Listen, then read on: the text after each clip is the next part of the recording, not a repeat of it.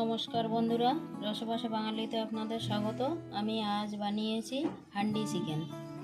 আমি এখানে 700 gram chicken নিয়েছি নুন, হলুদ, পেঁয়াজ বাটা, একটা বড় সাইজের পেঁয়াজ আমি বেটে নিয়েছি, আদা রসুন বাটা, জিরা গোলমরিচ বাটা, শুকনো লঙ্কা বাটা, গরম মশলা বাটা, 1 চামচ রেড চিলি পাউডার, 3টে গোটা রসুন নিয়েছি, 2টো ছোট সাইজের আলু নিয়েছি, 4 টুকরো করেছি, ফোড়নের জন্য একটা তেজপাতা, একটা শুকনো লঙ্কা, 2টো এলাচ, 2টো লবঙ্গ আর 2খানা দারচিনি। আজ আমি বানাবো হান্ডি চিকেন। তার জন্য আমি এখানে একটা নতুন হাঁড়ি নিয়েছি এবং একটা ঢাকনাও নিয়েছি। হাঁড়িটা আমি 1 ঘন্টা জল দিয়ে ভালো করে ভিজিয়ে রেখেছিলাম এবং ভেতরটা পরিষ্কার করে নিয়েছি। গ্যাসটা আমি ধরিয়ে দিয়েছি। প্রথমে দেব সর্ষের তেল,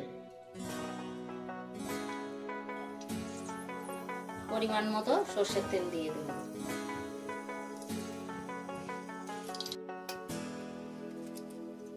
তেলটা গরম হয়েছে, আমি প্রথমে ফোড়নে দেবো একটা তেজপাতা, একটা গোটা শুকনো লঙ্কা আর গোটা গরম মশলা। ফোড়নটা রেডি হয়ে গেছে, এবার দেবো আমি প্রথমে পেঁয়াজ বাটা, দেবো আদা রসুন বাটা। পেঁয়াজ রসুনটা আমি একটু ভাজা ভাজা করে নেব। এবার দেবো জিরা আর গোলমরিচ বাটা,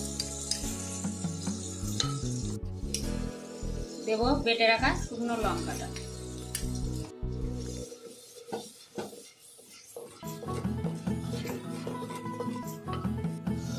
মশলাটা আমি ভালোভাবে কষিয়ে নিলাম। এবার আমি দিয়ে দেবো চিকেনটা।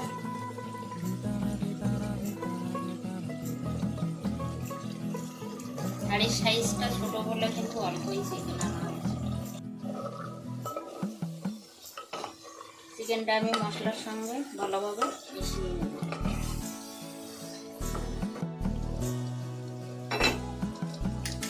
আমি দেব স্বাদ মতো নুন, পরিমাণ মতো হলুদ গুঁড়ো। চিকেনের সঙ্গে মশলাগুলো আমি ভালোভাবে মিশিয়ে নেব।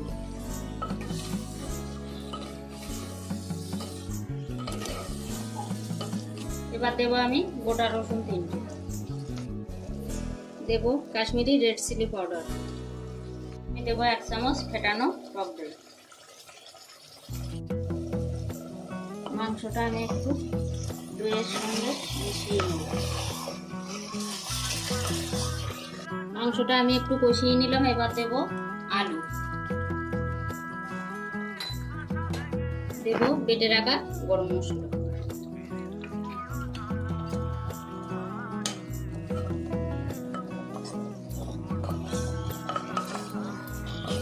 দারুণ স্মেল বেরিয়েছে বন্ধুরা।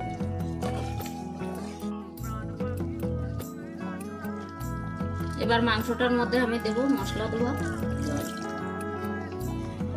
আরো একটু জল দিয়ে দিচ্ছি।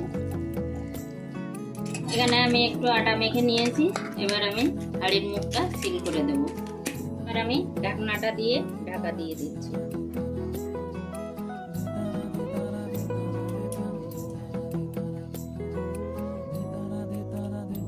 আটা দিয়ে আমি হাঁড়ির ঢাকনাটা সিল করে দিলাম। এবার আমি লো টু মিডিয়ামে আধা ঘন্টা রান্না করে নেব। বন্ধুরা, আধা ঘন্টা হয়ে গেছে, হান্ডি চিকেন বসিয়েছিলাম। এবার আমি গ্যাসটা অফ করে দেব। দেখুন উপরের আটাটাও কিন্তু একদম শুকিয়ে গেছে। এই ফার্স্ট আমার চ্যানেলে হান্ডি চিকেন হচ্ছে। আমি একটা ছুরি নিয়েছি, ছুরি দিয়ে আটাটা ছাড়িয়ে দেব।